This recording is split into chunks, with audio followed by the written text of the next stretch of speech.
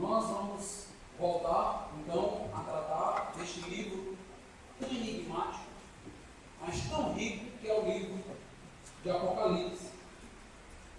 Nós já estivemos trabalhando 18 capítulos de Apocalipse, estamos pregando todo o livro, passamos o ano inteiro de 2016 trabalhando, explicando texto a texto aqui em Apocalipse, e agora chegamos ao capítulo 19.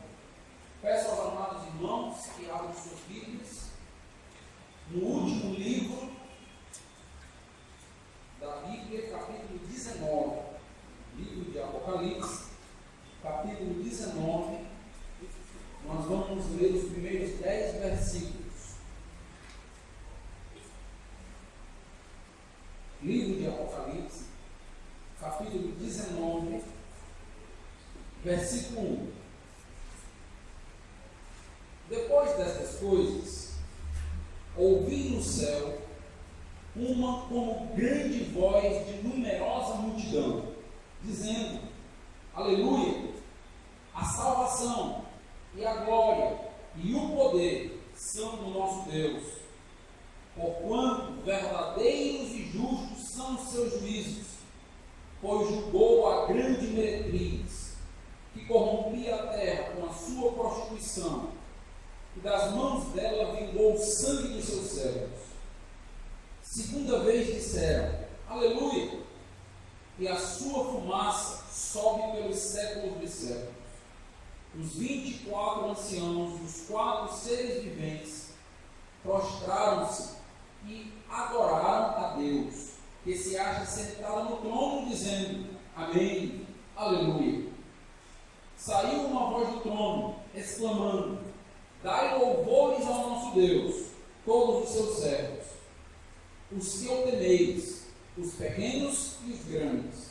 Então ouvi uma como voz de numerosa multidão, como de muitas águas, e como de fortes trovões, dizendo: Aleluia! Pois reina o Senhor, nosso Deus, o Todo-Poderoso. Alegremo-nos, exultemos, e demos-lhe a glória, porque são chegadas as bodas do Cordeiro, cuja esposa a si mesmo já se ataviou, pois lhe foi dado vestir-se de linho finíssimo, resplandecente e puro, porque o linho finíssimo são os atos de justiça dos santos. Então me falou o anjo: escreve: bem-aventurados aqueles que são chamados à ceia das bodas do Cordeiro. E acrescentou: são estas as verdadeiras palavras de Deus. Prostrei-me ante os seus pés para adorá-lo. Ele, porém, lhe disse: vê, não faças isso. Sou conservo teu e dos teus irmãos que mantêm o testemunho de Jesus. Adora a Deus, pois o testemunho de Jesus é o espírito da profecia. Vamos orar. Deus amado, abre o nosso coração, dá-nos entendimento, para que possamos meditar nesta porção e termos, ó Deus, aplicações para a nossa vida. Enriquece-nos, ó Deus, com esta palavra e dá entendimento ao pastor, a mim, para que eu possa, ó Deus, instruir a tua igreja.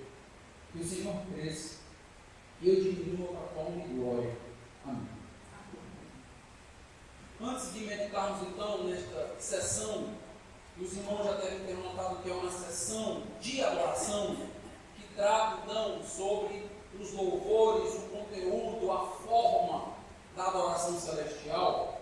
Nós vamos fazer um rápido panorama no livro de Apocalipse para te inteirar de todo o assunto, para que você possa então entender o desenvolvimento do livro até este momento. O livro de Apocalipse, ele é uma revelação de Deus para o seu povo, com um propósito prático, com um propósito de produzir em nós compromisso, santidade, esperança e fé. demais livros do Novo Testamento. É a única literatura apocalíptica que nós encontramos dentro dos 27 livros do Novo Testamento. Não é uma literatura tão difícil assim, mas exige um pouco de experiência na Bíblia para que você possa construir um entendimento de João.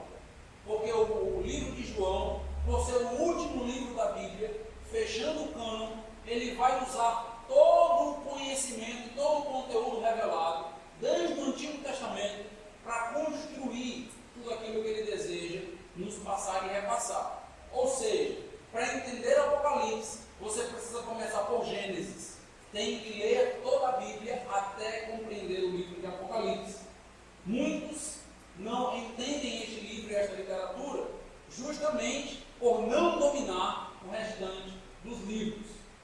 Nós não podemos ter receio de ler o livro de Apocalipse. Alguns possuem um certo temor do livro. É um livro que trata sobre juízo, é um livro que vai tratar sobre os terrores daquilo que vai acontecer, mas nós não podemos esquecer que foi um livro confeccionado para a igreja. E este livro traz à igreja grande edificação, grande esperança, grande consolo. A igreja de Roma estava sendo perseguida. João está numa ilha prisional, Patmos, justamente por conta da perseguição do imperador. E ele escreve para confortar, para trazer alento a todas aquelas igrejas da Ásia Menor e todas aquelas que estavam sofrendo, representadas então por aquelas 7 igrejas. O capítulo 1 começa com a visão do Cristo glorificado, um Cristo exaltado. Nós temos fases na vida de Jesus. Nós temos o Jesus que se humilha, que desce dos céus, vem à terra. O Jesus que foi crucificado, que padeceu. Nós acabamos de celebrar a ceia do Senhor e os símbolos evidenciam justamente a sua morte por todos nós. Mas esse Jesus ressuscitou e é descrito como estando à direita do Pai, como estando em majestade. E o livro de Apocalipse, ele deseja que você entenda que esse Jesus que ressuscitou é glorioso, é poderoso, é vitorioso. Por isso você tem uma descrição belíssima, grandiosa, no capítulo 1, a respeito de Jesus. Se você não olhar com atenção, nem parece que o autor de Apocalipse, João, está descrevendo Jesus. Porque ele descreve um homem com cabelos brancos, olhos como de fogo, e ele começa a fazer uma descrição que não parece com aquela descrição do Jesus que nós temos nos evangelhos.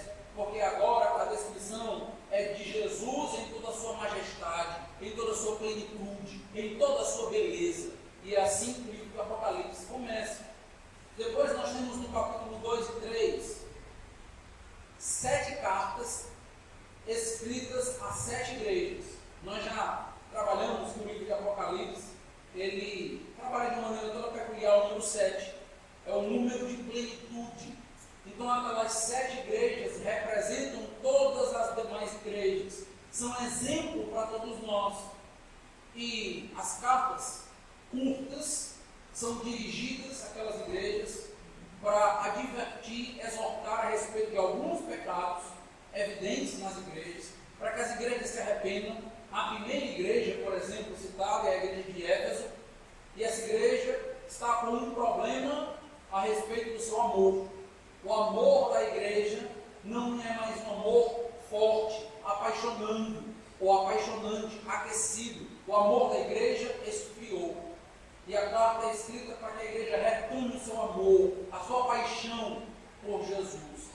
Nós temos então, após essa descrição das cartas, o capítulo 4, o capítulo 5, é uma visão celestial, é uma visão do trono, onde nós temos os céus e um trono, e ao redor do trono nós temos os 24 anciãos, nós temos os 4 anjos, nós temos multidões adorando a Deus. O livro de Apocalipse é um manual de adoração. Quer aprender sobre adoração? O livro de Apocalipse é o livro que mais trata sobre adoração no Novo como Deus deseja ser adorado, como Deus é adorado nos céus, qual o conteúdo da adoração, qual a forma da adoração. No capítulo 5, Jesus é descrito como um cordeiro que é digno de abrir o livro, o único que é encontrado digno de abrir o livro.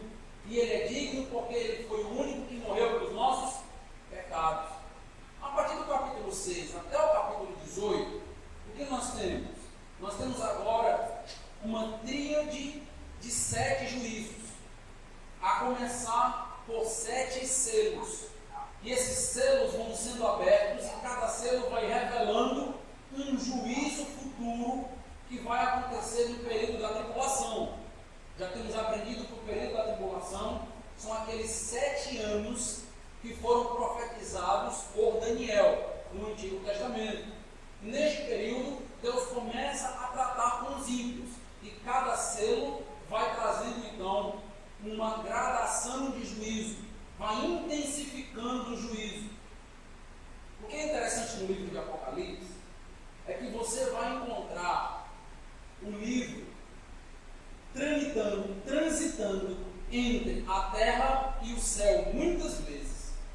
Se você ler o livro de Apocalipse de uma maneira desatenta, você está na terra, de repente você está no céu, voltou para a terra e nem percebeu. Porque o livro ele vai simplesmente transitando terra, céu, descrevendo essas imagens, essas cenas, para que nós possamos ter o devido entendimento. Só para que você possa ter uma noção do que eu estou dizendo, o capítulo 1 trata do céu, é uma visão celestial do Cristo glorificado. O capítulo 2 e 3 é uma visão da terra, das 7 igrejas. O capítulo 4 e 5 é uma visão celestial. O capítulo 6, a primeira parte desse capítulo, os primeiros 4 selos, é uma visão do juízo acontecendo na terra. O 5º selo é o clamor dos mártires. Eles clamam debaixo do altar nos céus. Logo em seguida, nós voltamos para a terra e nós temos 44 mil. Então nós temos essa transição acontecendo por todo o livro. Eu tenho alertado os irmãos para aquilo que eu tenho classificado como uma espécie de efeito câmera. Nos dias atuais todo mundo sabe o que é uma câmera, ou pelo menos tem um celular que filma. E o que está acontecendo no Evangelho, no livro de Apocalipse, é que temos João como se estivesse filmando a terra e nos revelando o que vai acontecer na terra no futuro. De repente a câmera vai subindo e agora ele esquece um pouco a terra e nos revela o que acontece no céu. Depois a câmera desce, revela o que acontece na terra e assim a câmera vai fazendo durante todo o livro. Esta não é uma peculiaridade apenas do livro de Apocalipse. Por exemplo, todos conhecem, têm familiaridade com o livro de Jó. O que acontece no livro de Jó? O livro de Jó começa descrevendo um homem íntegro, reto, temente a Deus e que se desvia do mal, terra. Logo em seguida há um encontro celestial. Os filhos de Deus vão até o próprio Deus e também um acusador chega na sua presença. Há todo aquele desafio entre Deus e o acusador e a cena seguinte é o acusador tirando tudo de Jó, tirando seus 10 filhos, tirando todos os seus bens, e aí você tem uma cena terrena. Logo em seguida você tem uma cena celestial. O acusador volta na presença de Deus. Depois, uma cena terrena. Então você tem essa transição céu-terra também em outras literaturas na Bíblia. Para você entender essa transição, você precisa estar bem atento, porque ela tem um propósito.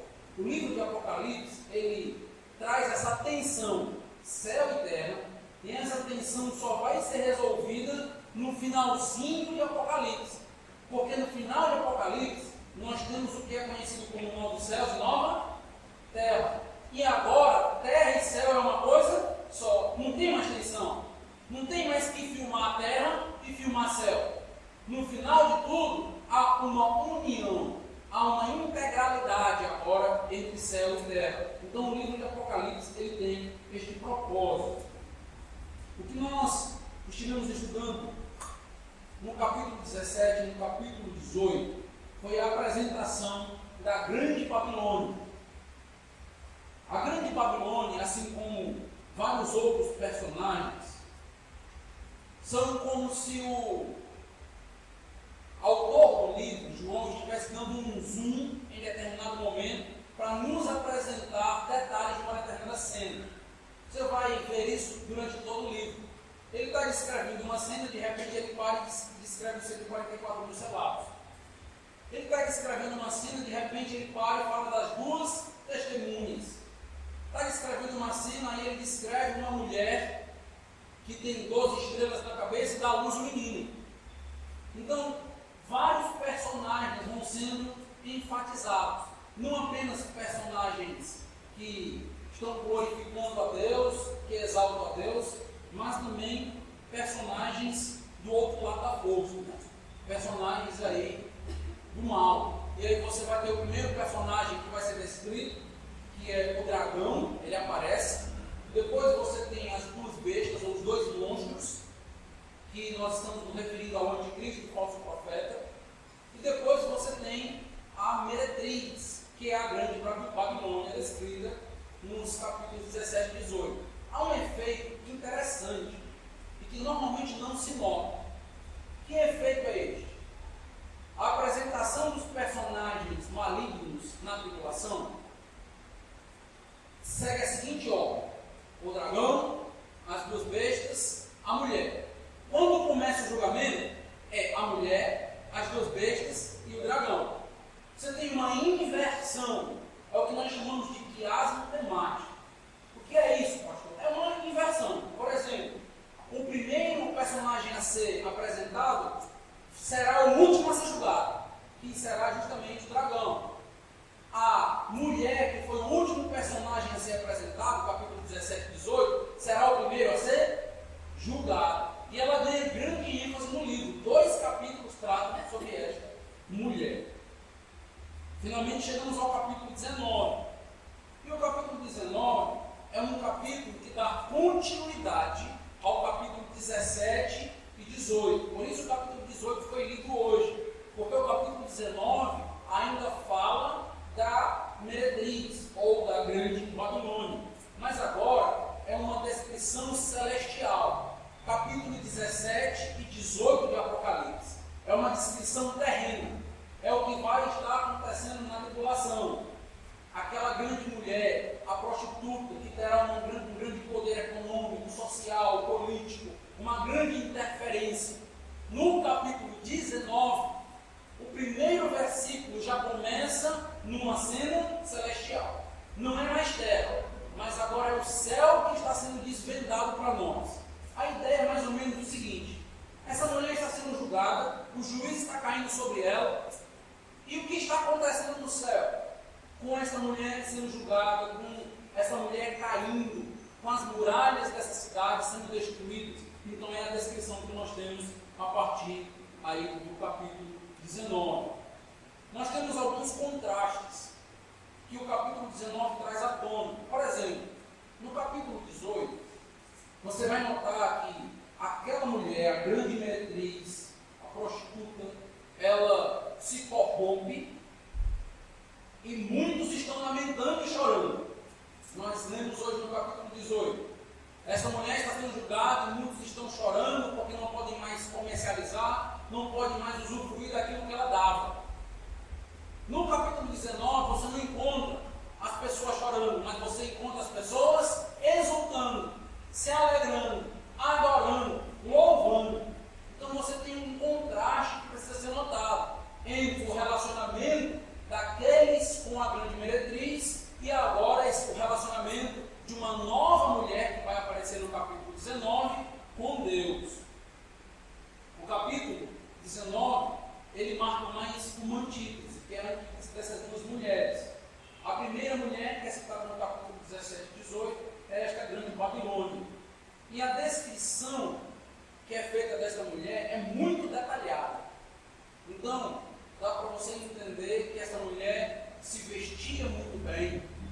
Esta mulher era revestida de joias, linho finíssimo, pérolas, ouro, pedras preciosas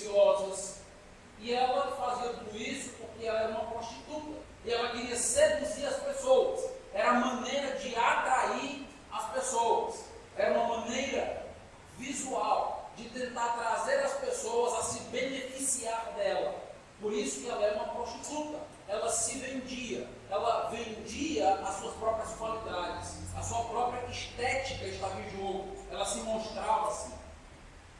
Nós teremos uma nova mulher sendo citada no capítulo 19, que agora é a noiva de Cristo. Não é mais uma prostituta, mas agora é uma esposa fiel, que está festejando, que se alegra então com o Senhor. A noiva de Cristo é descrita em todo o Novo Testamento como a igreja. Esta figura de um relacionamento entre Deus e o seu povo como um casamento é muito comum em toda a Bíblia. O Antigo Testamento fala várias vezes do casamento entre Deus e Israel. E trata várias vezes como Deus resgatou esta mulher, deu honra a ela. Da mesma maneira, essa figura se transfere agora para Cristo e a igreja. E nós temos essa descrição feita, por exemplo, pelo apóstolo Paulo. Não apenas feita em Apocalipse, mas pelo apóstolo Paulo. Abra sua Bíblia comigo, por gentileza, em Efésios capítulo 5. E é importante entender essa descrição porque tem implicações práticas para a vida das mulheres, para a vida das esposas. Efésios capítulo 5, versículo 22. Carta de Paulo à igreja de Éfeso, capítulo 5, a partir do versículo 22. As mulheres sejam submissas ao seu próprio marido como ao Senhor, porque o marido é o cabeça da mulher, como também Cristo é o cabeça da igreja, sendo este mesmo o salvador do povo. Como, porém, a igreja está sujeita a Cristo, assim também as mulheres sejam em tudo submissas a seu marido. Maridos, amai vossa mulher, como também Cristo amou a igreja, e a si mesmo se entregou por ela, para que a santificasse, tendo-a purificado por meio da lavagem de água pela palavra, para a apresentar a si mesmo igreja gloriosa, sem mácula, nem ruga, nem coisa semelhante, porém santa e sem defeito. O que nós encontramos nesta descrição feita pelo apóstolo Paulo é que o próprio Cristo preparou a sua noiva, e ele preparou a sua noiva para si mesmo, para ele, para que em determinado momento houvesse este encontro e houvesse então uma grande celebração. Nós temos o apóstolo Paulo comparando o relacionamento matrimonial, o casamento, ao relacionamento de Cristo com a igreja. Por isso o casamento é algo tão sério. Por isso os papéis dentro do relacionamento devem ser levados muito a sério. Por quê? Porque cada um tem a sua representação bíblica. A mulher representa a igreja. Cristo aqui é representado pelo marido, pelo homem. E tem implicações para o papel e a função do homem no relacionamento e o papel e a função da mulher dentro do relacionamento, devido à riqueza desta representação. Nós temos ainda um quarto contraste em Apocalipse capítulo 19.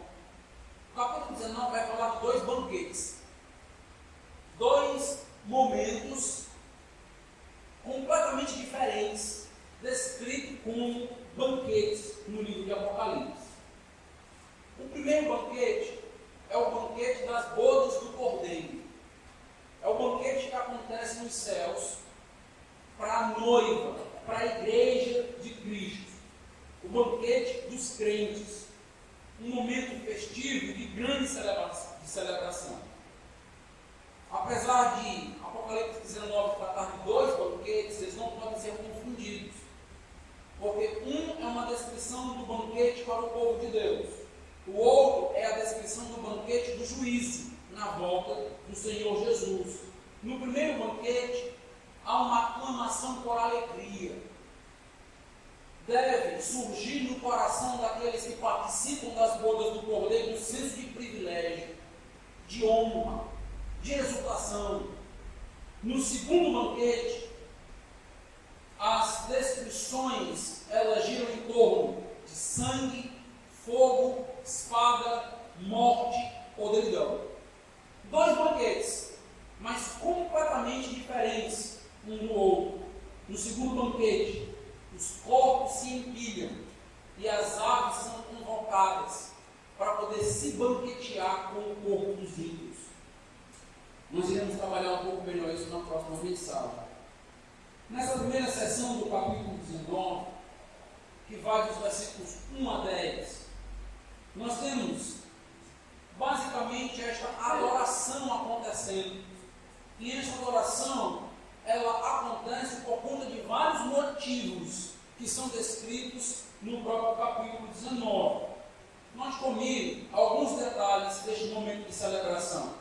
Versículo 1 e 2. Depois dessas coisas, ouvi no céu uma como grande voz de numerosa multidão, dizendo: Aleluia! A salvação e a glória e o poder são do nosso Deus, porquanto verdadeiros e justos são os seus juízos, pois julgou a grande meretriz que corrompia a terra com a sua prostituição, e das mãos dela vingou o sangue dos seus servos. Esta sessão de adoração, que vai do versículo 1 ao versículo 10, é uma resposta ao convite que foi feito no capítulo 18. No capítulo 18, no julgamento da grande meretriz, os céus fazem um convite para adoração. Nota comigo, por gentileza, o versículo 20 do capítulo 18. Apocalipse capítulo 18, versículo 20.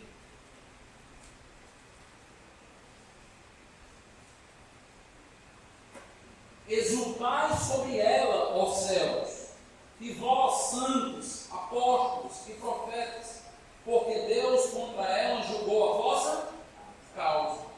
Qual era o grande clamor dos mártires que estavam debaixo do altar, no quinto selo? Que Deus exercesse justiça.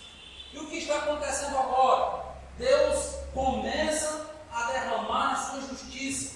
Ele começa a punir personagem por personagem importante do período da tribulação. A primeira a ser julgada é esta meretriz, e ela cai, ela é destruída. E o que acontece? Nós somos convocados a exultar, a nos alegrar. Alegre-se, ó os céus, por conta do juízo de Deus que começa a operar de uma maneira mais específica, mais intensa. O que nós encontramos a partir do capítulo 19 é justamente a adoração que vem como resposta a esta solicitação que foi feita ao povo de Deus. Note que o verso 1 deixa bem claro que João está descrevendo uma visão celestial. Ele está falando dos céus, ele ouve uma voz que vem dos céus. Esta voz é descrita como uma voz de numerosa multidão. Os irmãos já notaram que o livro de Apocalipse usa muito este recurso de analogia, de comparação. Muitas das vezes ele fala de algo e para que nós possamos ter uma ideia daquilo que ele está descrevendo, ele afirma: é como uma voz de grande multidão. Várias pessoas, milhares de pessoas, falando, cantando um hino, num estádio de futebol, por exemplo, então com uma voz forte, alta. É uma voz que expressa a adoração a Deus. Uma voz como uma voz de uma grande multidão. Existe uma palavra que precisa ser destacada quando nós estudamos o capítulo 19 do Apocalipse. Essa palavra é aleluia. Essa palavra aparece aqui neste capítulo pelo menos 4 vezes, se você ler com atenção. E o que significa aleluia? Muitos acreditam que aleluia significa finalmente. Alguns, passam por algumas situações difíceis demoram anos para conseguir uma namorada, um namorado. Aí quando começa a namorar, aí os amigos dizem, aleluia, finalmente. Mas não tem nada a ver com o significado bíblico de aleluia. Aleluia é uma expressão hebraica encontrada muitas das vezes nos salmos e que é uma convocação de adoração. Louvado seja o Senhor, louvemos ao Senhor. É isto que significa aleluia. Uma curiosidade é que se você ler todo o Novo Testamento com atenção, você não vai encontrar nenhuma vez a palavra aleluia. A única vez que aparece a palavra aleluia na Bíblia, no Novo Testamento, é em Apocalipse capítulo 19. Justamente na convocação que nós recebemos para nos alegrar por aquilo que Deus tem feito. Em Apocalipse, nós temos então essa expressão como uma expressão de chamado, de convite ao louvor, de convite à adoração. Nós somos chamados, nós somos convocados a louvar ao Senhor de todo o coração. Os céus nos convidam a exaltar a Deus. É isto que nós faremos dos céus. Quando nós nos encontrarmos com o nosso Senhor, quando nós estivermos com Ele, e os juízos acontecendo aqui na terra, a grande meretriz no julgado, os monstros, o anticristo, o falso profeta, o grande dragão, sabe o que nós estaremos fazendo?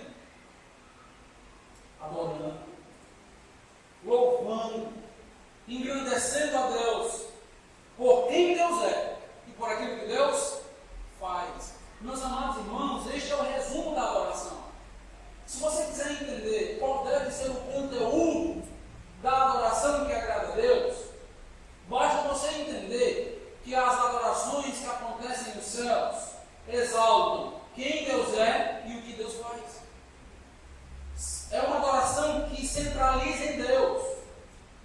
É uma adoração que tributa a Deus por tudo aquilo que Deus demonstra em seus atos, pelo seu poder, pela sua justiça, pela sua santidade. Se você notar o capítulo 19, ele é um grande catálogo de atributos de Deus. Nós temos muitos atributos e qualidades de Deus sendo destacados no capítulo 19.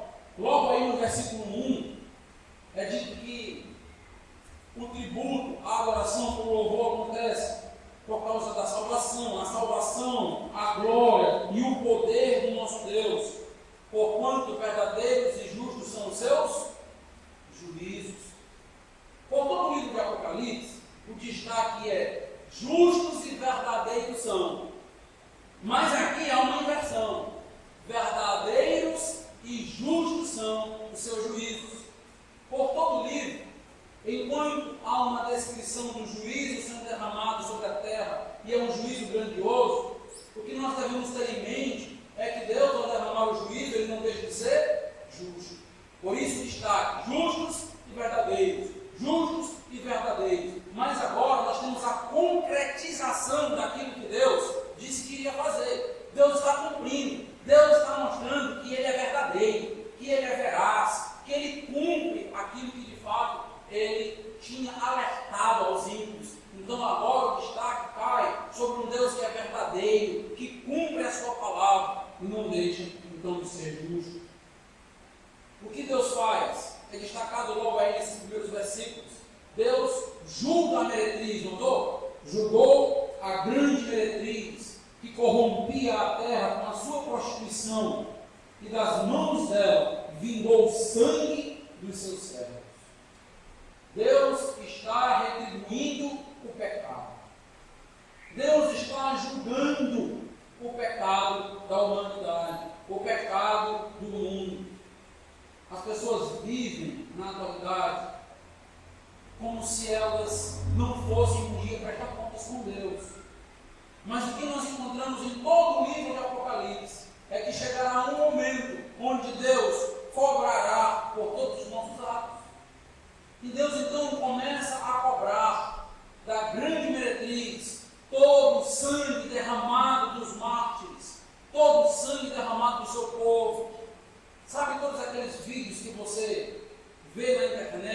de cristãos sendo assassinados, onde o Portas Abertas tem divulgado os cristãos perseguidos, muitos incendiados, queimados, degolados. Sabe, todos aqueles que já foram mártires desde o primeiro século e até hoje continuam padecendo, sofrendo e sendo assassinados por causa do nome de Cristo, um dia todo este sangue será cobrado. Deus irá cobrar tudo aquilo que foi feito com o seu povo, todo o sangue derramado. E Deus começa a cobrar aqui da grande meretriz tudo aquilo que foi feito com o povo dele no período da tribulação. O livro de Apocalipse, meus irmãos, nos dá uma grande aula sobre adoração. E como nós precisamos aprender sobre adoração em um meio evangélico que não sabe o que é adoração, que é completamente confuso sobre adoração, que adora a si mesmo no lugar de adorar e centralizar a pessoa de Deus. Como nós precisamos cada vez mais recentralizar Cristo na igreja, ter louvores, cânticos que se voltem para o trono, para o altar de Deus, porque os compositores evangélicos têm falhado, têm errado grandemente em acertar o alvo, que é justamente a pessoa de Deus. É Deus, e o que Ele faz, que é a grande ênfase da adoração celestial. Nós temos então nesses primeiros 2 versículos o conteúdo da nossa adoração, o conteúdo que deve basear a adoração da igreja. Deus é justo e prestará contas com os seus ímpios. Deus é verdadeiro, Deus é fiel. A descrição da grande meretriz é um exemplo da manifestação da justiça de Deus no mundo. É por isso que está havendo nos céus exultação, adoração, porque eles passam a notar de uma maneira clara, de uma maneira visível, o juízo de Deus sendo agora colocado sobre a cabeça dos ímpios. Podemos encontrar uma descrição neste capítulo que aponta não apenas para o conteúdo da adoração, mas para o modo da adoração. Qual é o conteúdo da adoração em Apocalipse? A pessoa de Deus e os seus feitos. Nós podemos notar isso em todos os cânticos de adoração em Apocalipse. Mas o texto também fala sobre o modo como nós devemos adorar a Deus. E isso é muito importante, porque nós nos esquecemos disso em alguns momentos. Nota o que é dito, por exemplo, no versículo 4, Apocalipse 19, versículo 4. Então os 24 anciãos e os 4 seres viventes prostraram-se e adoraram a Deus. Essa palavra, prostrar-se, é um símbolo da época de reverência. É você se colocar diante de um rei, numa posição humilhada. Você se colocava diante de uma autoridade, reconhecendo o seu lugar dentro daquela hierarquia. Então nós precisamos entender que a adoração precisa ser reverente por conta de Deus.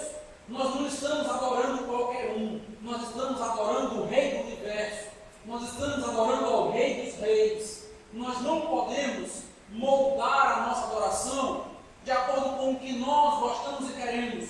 Nós precisamos criar na igreja um ambiente de reverência, porque nós estamos adorando a Deus, e este ambiente, ele é descrito como um local onde as pessoas se quedam, se prostram de maneira reverente ao Senhor. Mas não só isso, olha o versículo 6, olha o que é dito no versículo 6 do capítulo 19. Então ouvi uma voz, uma como voz de numerosa multidão, como de muitas águas e como de fortes trovões. O que nós temos agora? Nós temos 3 analogias para a adoração que nós encontramos nos céus. Logo no versículo 1, nós temos a primeira analogia que se repete no versículo 6. Uma voz como de grande multidão, adorando, louvando a Deus. Agora nós temos um acréscimo de duas outras analogias. Que analogias são essas? Vós, como de muitas águas, e é importante você lembrar, já fiz esse destaque aqui durante o ano que estive pregando, que João estava na ilha de Patmos, e naquela ilha as águas que batiam sobre as rochas faziam um grande barulho. Eu não sei se você já teve a oportunidade de ver, ouvir uma ressaca do mar, onde a água bate com muita força sobre as pedras. Então, a descrição de João naquela ilha é: a voz que eu ouvi é como esta força das águas que batem nas rochas e fazem um grande estrondo por toda a ilha. Nós temos também a descrição de fortes trovões. E esta expressão aparece muitas vezes na Bíblia, quando se fala do poder de Deus. Todas as vezes que você traz Deus à tona, no livro de Apocalipse, os trovões aparecem para declarar o poder de Deus, a grandeza de Deus. E mais uma vez, agora a adoração é comparada aos trovões. Por quê? Nós temos a adoração sendo descrita com estas comparações. O propósito, meus amados irmãos de João, é tentar mostrar para nós, montar para nós, um quadro de uma grande e belíssima adoração. João quer que você feche os olhos e tente imaginar a força, a grandeza da adoração celestial. E João então traz para nós figuras de coisas grandiosas, poderosas, como uma grande multidão gritando, para que nós possamos entender a grandeza daquela adoração que acontecia no céu. Uma adoração fervorosa, uma adoração apaixonada, uma adoração entusiasmada. E por que é entusiasmada? Porque Deus, meus irmãos, deve entusiasmar os nossos corações. Deus é o grande motivo do nosso entusiasmo, da nossa alegria. Quando nós louvamos, quando nós adoramos, o nosso coração precisa responder com grande vibração, alegria. O nosso coração precisa palpitar fortemente. É isto o que acontecerá nos céus, quando Deus for adorado. A adoração que é descrita na Bíblia para Deus é uma adoração forte, uma adoração grandiosa, porque é compatível ao Deus forte e grandioso que é descrito. A adoração prestada a Deus deve ser proporcional a quem Deus é. Essa descrição de adoração que nós encontramos em Apocalipse, ela precisa moldar a nossa adoração no presente, a adoração da nossa igreja. Um louvor, meus amados irmãos, sem paixão, um louvor fraco, não é condizente com o caráter de Deus e com os seus feitos, porque expressa uma falta de entendimento de quem Deus é e tudo que Deus já fez e fará. Se o seu coração não consegue palpitar e vibrar com quem Deus é e por aquilo que Deus fez e faz, tem alguma coisa errada com o teu coração e precisa ser consertado. Porque Deus é digno de receber toda a nossa adoração e uma adoração em excelência. Certamente, às vezes, no nosso estado de espírito, as nossas lutas diárias, o nosso sofrimento, lutas da família, no trabalho, acabam interferindo diretamente na nossa adoração. Nós chegamos na igreja entristecidos, às vezes chegamos na igreja em lágrimas, em prantos, desanimados, desencorajados. Mas isto não pode refletir na nossa adoração. Nós precisamos entender que a motivação para a nossa adoração não são as circunstâncias. E pastor, qual é a motivação para a minha adoração? Como eu posso adorar com o coração entristecido? Como eu posso adorar mediante as dificuldades que tenho passado, que só eu sei, só eu entendo? Você pode adorar porque o único motivo de adoração que você precisa é Deus. Você precisa lembrar que a adoração é motivada, é movida vida, por quem Deus é e por aquilo que Deus faz. Nós não podemos entregar a Deus uma adoração refém das nossas emoções. Porque em muitos momentos nós estamos para baixo, numa situação difícil, entristecidos. E o que nós vamos entregar para Deus? A adoração que Deus deve receber de nós é uma adoração que é proveniente de um entendimento que nós temos da sua pessoa.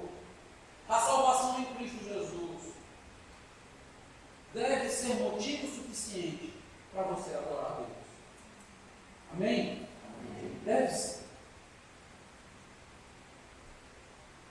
Quando você lembra que, sem merecer, você recebeu um convite para participar de uma festa grandiosa, belíssima, nos céus, sem mérito algum, com todos os pecados que eu e você, que nós carregamos, isto deve nos motivar para adorar.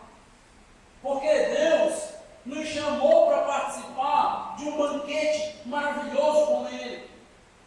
Quando nós notamos o capítulo 19 de Apocalipse, nós começamos a perceber que existem imperativos que devem chegar até nós e nos confrontar na adoração. Aleluia é um desses imperativos. Louvai ao Senhor. Quando você chega no versículo 5 do capítulo 19, nota comigo. Capítulo 19, versículo 5. E do trono saiu uma voz que dizia o quê? Louvai o nosso Deus, vós todos os seus servos, e vós que o temeis, tanto pequenos como grandes. Nós somos convocados a ser o povo da adoração. Nós somos convocados a ser o povo que carrega nos lábios um louvor eternamente. Este clamor das Escrituras, para que nós louvemos a Deus, adoremos a Deus, precisa ser visível e precisa ser prático.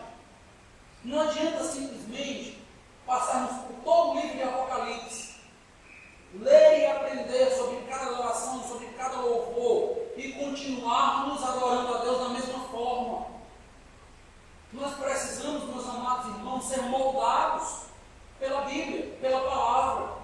A Bíblia nos ensina como deve ser a nossa adoração. A Bíblia nos ensina como nós devemos nos chegar a Deus em plena reverência, em plena humildade, em pleno temor. A Bíblia nos ensina qual é a postura dos servos de Deus, uma postura de adoração. A Bíblia nos ensina qual é o conteúdo dessa adoração. Deus, sua palavra, seus feitos. E devemos responder à palavra de Deus, obedecendo os exemplos que nos são dados. Qual a razão para louvarmos a Deus? Olha o que diz o versículo 6. Capítulo 19, versículo 6. Qual a razão de louvarmos a Deus? Também ouvi uma voz, como a de grande multidão, como a de som de muitas águas e fortes trovões que dizia: Aleluia! Porque o Senhor nosso Deus, o Todo-Poderoso, Rei.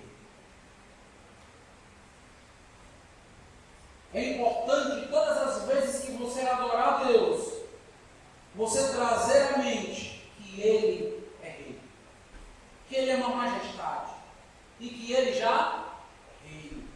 Mas sabe o que é interessante? Que no capítulo 19, Jesus ainda não veio, Ele ainda vai vir. A descrição que vai ser feita é que Jesus vai vir num cavalo com uma espada saindo da sua boca. É a continuação do capítulo 19. Mas sabe o que nós aprendemos com o Apocalipse? É que Ele já reina. Ele já reina. Ele não reina em sua plenitude. O reino ainda não foi consumado, porque Ele vai voltar e vai reinar na terra por 1000 anos. Mas Jesus já é rei, já é Senhor, já é uma majestade. Essa figura de estar assentado à destra do Pai aponta também por uma figura real, uma figura de majestade. Ele já é rei sobre as nossas vidas, sobre todos os detalhes e circunstâncias do nosso dia a dia. É por isso que nós devemos adorá-lo e louvá-lo, porque ele já reina, porque ele já tem colocado todas as coisas no seu devido lugar. O tempo está contado para que o cronômetro de tudo que está descrito aqui nesse livro escatológico aconteça. Mas nós não podemos esquecer que quando as coisas, na atualidade, parecerem não fazer tanto sentido, quando a vida estiver de cabeça para baixo, quando você achar que tudo está um caos, você deve adorar a Deus, porque Deus já reina. Porque tudo está sob o controle dele, mesmo que nós não entendamos, mesmo que em alguns momentos e circunstâncias nós não tenhamos o entendimento espiritual para que nós possamos entender por que Deus fez algo, como Deus fez algo. Mas o que a Bíblia deseja que você entenda é que Deus já reina. Deus já reina num acidente. Sim, Deus já reina. Deus já reina na morte de um dos seus servos. Sim, Deus já reina. Não podemos esquecer que nós não somos como pessoas que estão soltas, largadas neste mundo, vendo o tempo correr e passar, sem que as coisas caminhem para um devido fim que glorifica a Deus. Pelo contrário, todas as coisas cooperam para o bem daqueles que amam a Deus. Ele já reina e faz com que todas as coisas cheguem à sua plenitude e completude. Não esqueça disso. Diga isso para o seu coração. Diga isso para você toda manhã, quando você estiver desanimado, quando você receber uma notícia que não te anima, que te desagrada, quando você não tiver ânimo para se levantar da cama, diga: o Senhor já reina e deve ser adorado, exaltado e louvado. Este é o motivo que Deus está sendo adorado nos céus. É por isso que nós adoraremos a Deus nos céus, porque Ele já reina. Qual a razão, meus amados irmãos, para louvarmos a Deus? Jesus, Ele venceu a morte na sua ressurreição. Jesus tem vencido os seus inimigos, mostrado o seu poder. Há ainda, por enquanto, revolta e revoltosos, mas Ele já reina. Apesar de muitos não reconhecerem Jesus, Ele já reina. Aguardamos, meus amados, a consumação do reino, mas devemos adorar a Deus todos os dias, porque Ele reina. Uma outra motivação, uma outra razão que nos é dada dentro desse texto para louvarmos a Deus está no versículo 7, e é o centro desta primeira sessão, dos versículos 1 a 10.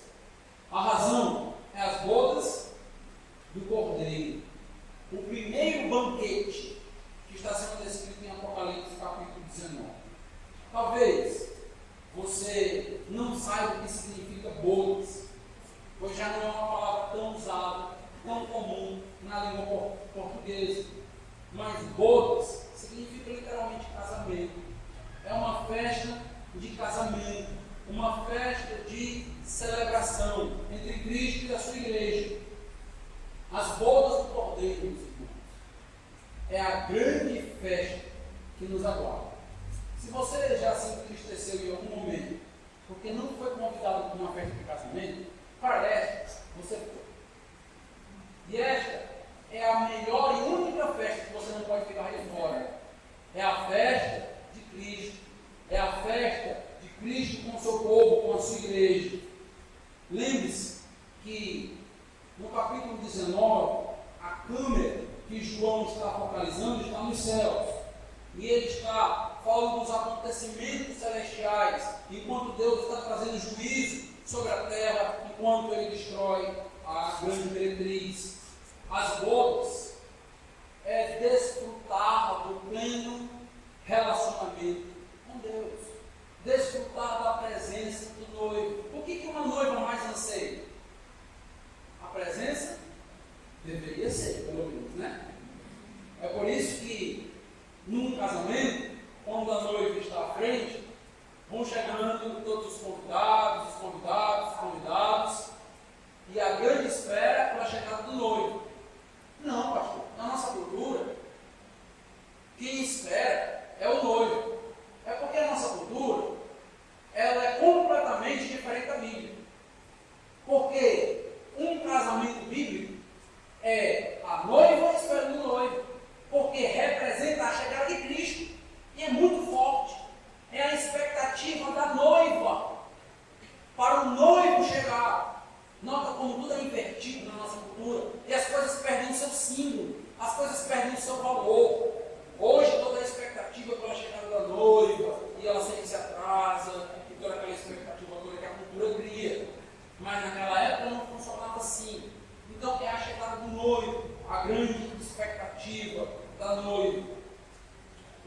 temos nessas bodas? Nota aí os versículos 7 a 9. Nota que o versículo 7 começa com alguns imperativos. Alegremos-nos. Alegria, preste atenção no que eu estou dizendo. Alegria não é opcional. Ai, pastor, eu pensei que a alegria vinha. Eu pensei que eu estava aqui e de repente ficava alegre. Não. Biblicamente, você é responsável por ter alegria. Ah, eu não consigo ter alegria. Peça a Deus. É fruto do Espírito Santo. Amor, alegria. Ele nos capacita a ter alegria. Por isso ele diz que nós devemos ter alegria. Filipenses 4,4 diz o quê? Alegrai-vos no Senhor, mais uma vez digo. Ah, pastor, eu vivo triste. Está errado, está pecando. Você não pode viver assim. Por quê? Porque você tem tudo o que alguém deseja ou desejaria ter. O seu Salvador, Jesus. Você recebeu um convite maravilhoso de estar com Ele eternamente. O que está te entristecendo tanto? Sabemos que os nossos pecados acabam nos trazendo tristeza. E é normal nós oscilarmos entre tristeza e alegria. Mas a alegria é um imperativo da igreja. Quando chegar visitante na nossa igreja, sabe o que ele deve notar? Que nós somos um povo triste.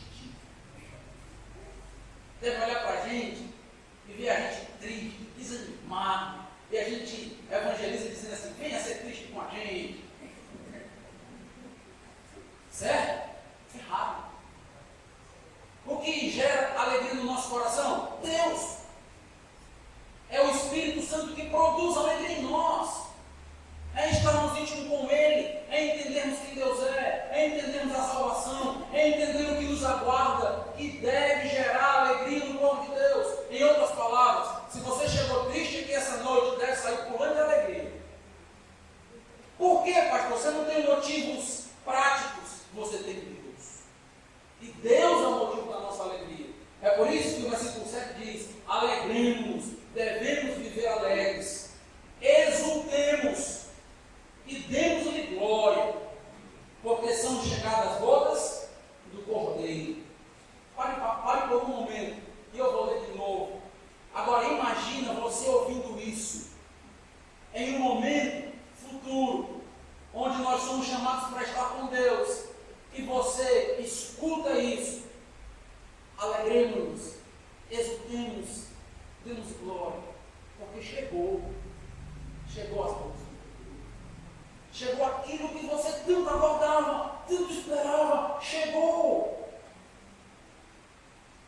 Meus amados irmãos, falta pouco para este momento chegar. Devemos hoje viver com alegria, mas ainda oscilamos por conta dos nossos pecados, das nossas lutas. Falta pouco para que escutemos, exulte, se alegre, porque as bodas do Cordeiro, a festa do povo de Deus chegou, cuja esposa a si mesmo já se ataviou, pois lhe foi dado vestir-se de linho finíssimo, resplandecente e puro. Se você notar, o capítulo 18 fala de uma mulher vestida de linho finíssimo. Notou?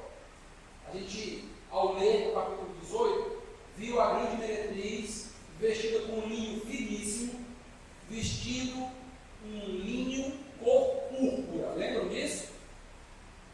E essa cor púrpura, essa cor vermelha, indica tanto o pecado, como Isaías demarca, quanto o sangue que era derramado então por aquela grande meretriz. Nós temos agora um contraste entre essas duas mulheres: a prostituta, do capítulo 17 e 18, e a noiva, que se veste de linho finíssimo. Um detalhe: preste bem atenção na roupa da noiva de Cristo, porque a roupa da noiva de Cristo deve nos ensinar, deve ensinar você, mulher, como deve ser a sua roupa. O que nós temos aqui como destaque é que o linho finíssimo são os atos de justiça dos santos. Notou o versículo 8? Diferente do linho finíssimo da grande prostituta, que era uma roupa para seduzir e atrair as pessoas, o linho finíssimo da igreja não é externo. A beleza da igreja não é externa. A beleza da igreja é interna. É o seu coração, são os seus atos de justiça. A noiva se ataviou, a noiva se preparou.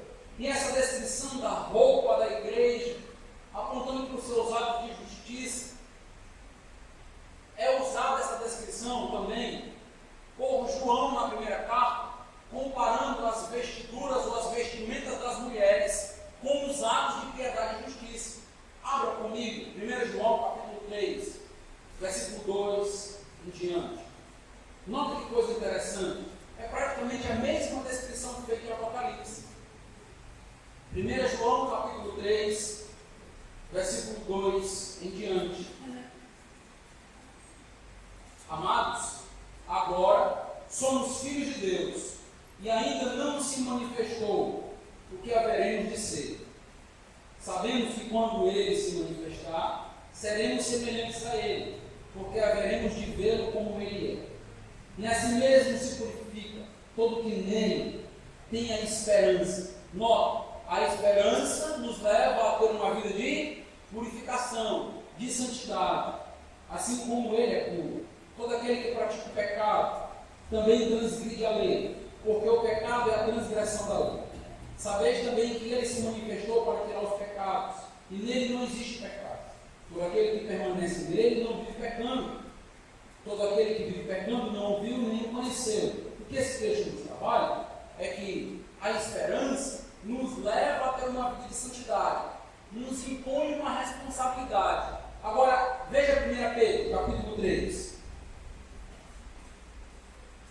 1 Pedro, capítulo 3, versículo 3 em diante.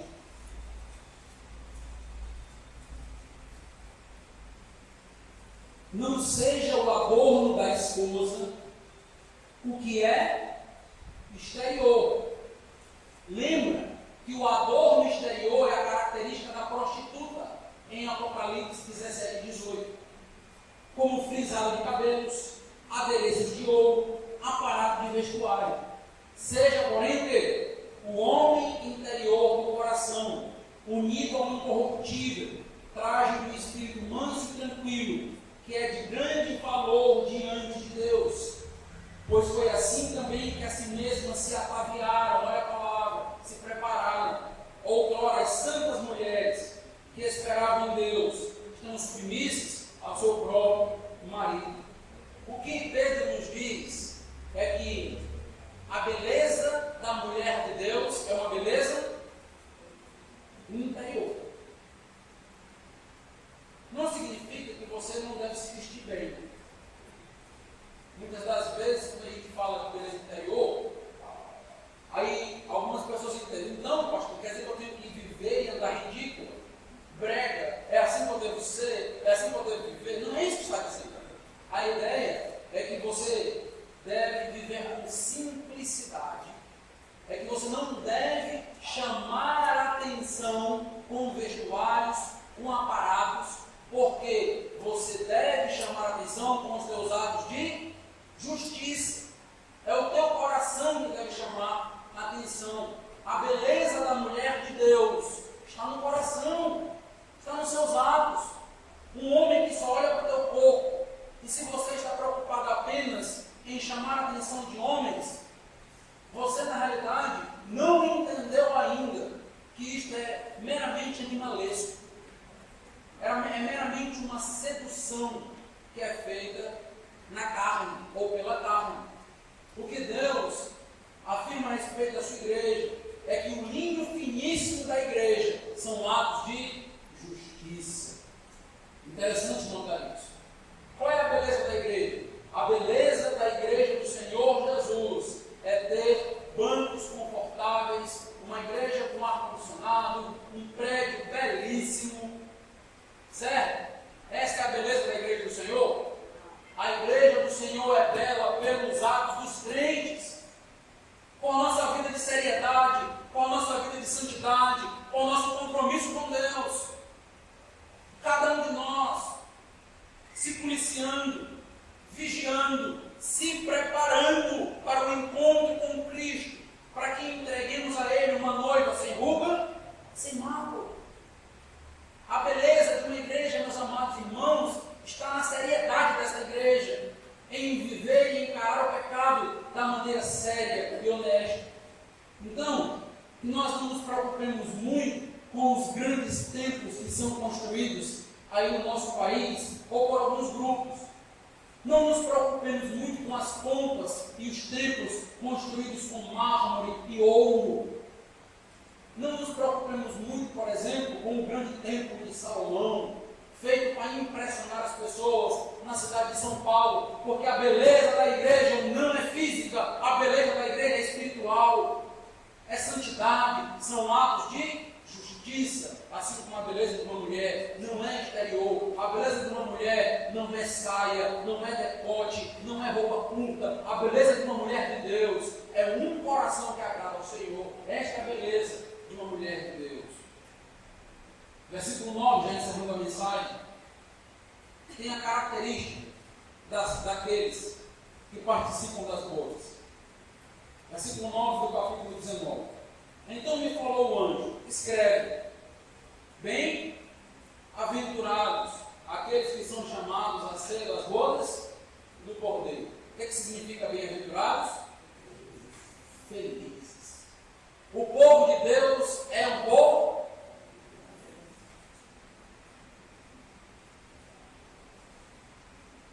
Você é feliz. Feliz por quê, pai? Porque se você prestar atenção nesse texto, você foi chamado para participar da ceia das bodas do Cordeiro. Não são todos que participam.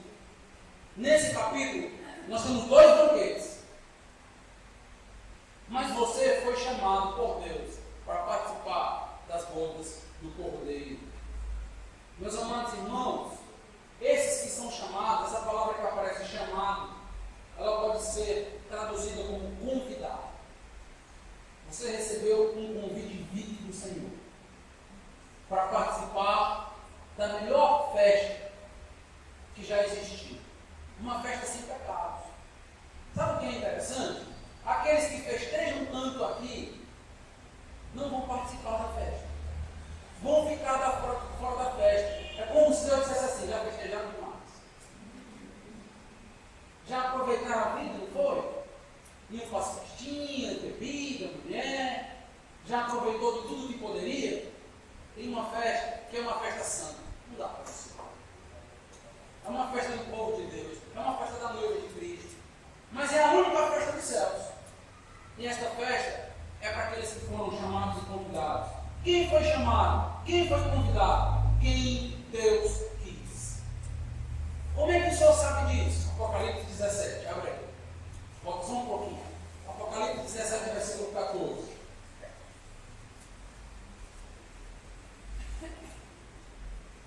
Olha aí quem são esses chamados. Apocalipse 17, 14. Pelejarão eles contra o Cordeiro, e o Cordeiro os vencerá, pois é o Senhor dos senhores e o Rei dos reis. Olha aí quem veio o convite, né? Vencerão também os chamados. Quem são os chamados? Eleitos e fiéis que se acham com ele. Quem foi convidado para participar das bodas do Cordeiro foram os eleitos. Eleitos por Deus, chamados por Deus. Deus convidou você para participar. A grande pergunta que nós devemos nos fazer é: o que Deus viu em mim? O que eu tenho para oferecer para Deus? Por que Deus me convidou? A resposta que você deve ter é: Deus te convidou porque Ele é bom. Deus te convidou porque Ele é gracioso. Deus te convidou porque Ele é misericordioso. E é por isso que você deve exultar, se alegrar. Por quê? Porque você é a pessoa mais sortuda do mundo, se nós acreditássemos em sorte. Você é a pessoa mais afortunada que existe, porque você recebeu um convite único e intransferível. Um convite de Deus, pela eleição do Senhor. Deus escolheu você. Já pensou? Dentre 6 bilhões de pessoas, Deus escolheu você para participar dessa festa. Tem um lugar preparado para você nessa festa. Lembra do Salmo 23? Que fala de uma mesa preparada, com um cálice com portas. Nossa. Deus preparou tudo isso para nós. É ou não é um grande privilégio? É ou não é uma grande honra? Devemos ou não devemos nos alegrar? Essas verdades devem ou não devem colocar todos os nossos problemas e dificuldades em segundo plano. E a gente deve parar de pensar tanto nas dificuldades e problemas e colocar na mente todo o privilégio e honra que temos em Cristo. Porque fomos chamados para estar com Ele. Último versículo 10 do capítulo 19. Prostrei, João falando, prostrei-me antes dos seus pés para adorá-lo. Ele, porém, disse: vê, não faças isso. Sou conservo teu e dos teus irmãos que mantêm o testemunho de Jesus. Adorar Deus, pois o testemunho de Jesus é o Espírito da profecia. Preste bem atenção no que está acontecendo aqui. Nós temos do versículo 1 ao versículo 9 instruções sobre a adoração celestial. Quem deve ser adorado? Deus, por causa dos seus atributos, sua verdade, sua justiça, seu poder, seus feitos. Mas quando você chega no versículo 10, você encontra João. Não é qualquer um, é o apóstolo João. Alguém que teve um relacionamento muito estreito com Jesus, tentando adorar um anjo. Você tem um contraste grandioso entre tudo que nós vimos até agora e o que João está tentando fazer. João recebe uma visão, recebe alerta, recebe imperativos, adore a Deus, louve, exulte por causa de Deus. E a velha tendência pecaminosa nos leva a adorar o outro. E João se volta para o anjo, que trouxe a mensagem de Deus para tentar adorá-lo. E quando ele tenta cair neste pecado de idolatria, de adorar o mensageiro de Deus, o que o mensageiro diz? Notou? Não faças isso. Não faça isso. O que nós estamos aprendendo aqui? Que só Deus deve ser adorado. Nem os anjos, que são instrumentos usados por Deus para trazer uma revelação espiritual, são dignos de serem adorados. Toda e qualquer adoração que não tem Deus como seu conteúdo é idolatria. O que o anjo diz é: não me adore, adore a Deus. Meus amados irmãos, nós temos várias descrições na Bíblia de pessoas que tentaram adorar alguém e não foi permitido. Você tem, por exemplo, aquele exemplo de Paulo e Barnabé, em Atos 14, onde tentaram adorar eles ou classificá-los como deuses romanos. E eles vão dizer para aqueles que tentaram adorar eles: nós somos homens como vocês, sujeitos aos mesmos sentimentos. Atos capítulo 14, versículo de 11 a 15. Nós somos homens como você. Nós estamos falando de São Paulo. São Paulo não quer ser adorado. Não adora São Paulo. Aí tem São Pedro. Olha o que é dito sobre São Pedro. Atos 20, abra lá. Atos 10, desculpa. Atos 10, versículo 20. Versículo 25 e 26. É o último texto que eu vou. Atos 10, 25 e 26. Paulo não quis ser adorado. Disse que ele era apenas um homem sujeito aos mesmos sentimentos. Barnabé não quis ser adorado. Os anjos não permitiram a adoração. E São Pedro, Atos 10, 25 e 26. Aconteceu que, indo Pedro a entrar, lhe saiu Cornélio ao encontro, e prostrando-se aos pés, o adorou. Mas Pedro o levantou, dizendo: ergue-te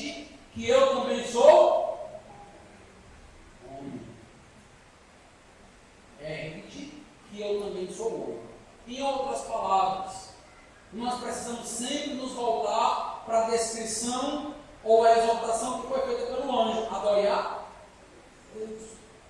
Ninguém recebe adoração a não ser Deus.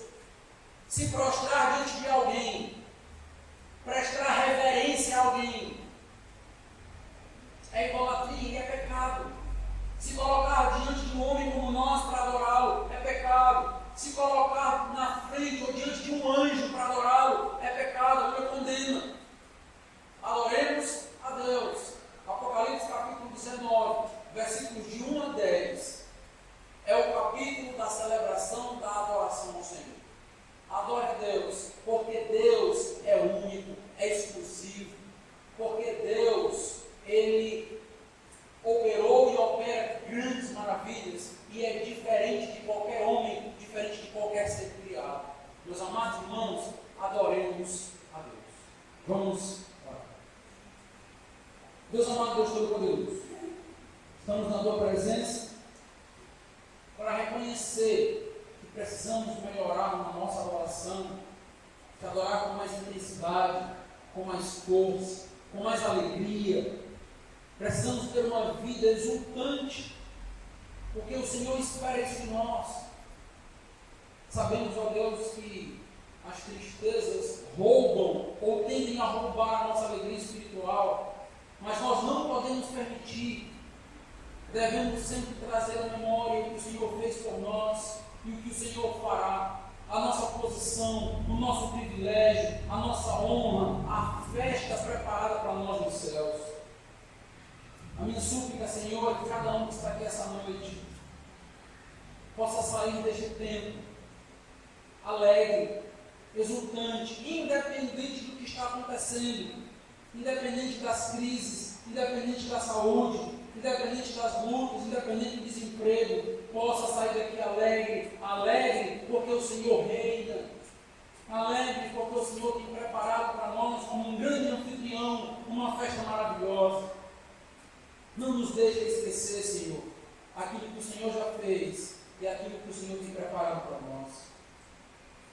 Te agradecemos por esse primeiro banquete que podemos aprender e pedimos a Deus que durante toda a semana estas verdades fiquem ressoando, ecoando na nossa mente, e todas as vezes que tivermos a tendência de nos entristecer, de nos desanimar, lembremos que a alegria é um imperativo, que a alegria é uma ordem concedida por Deus, dada a capacidade por Deus. Louvado seja o teu nome. Te agradecemos.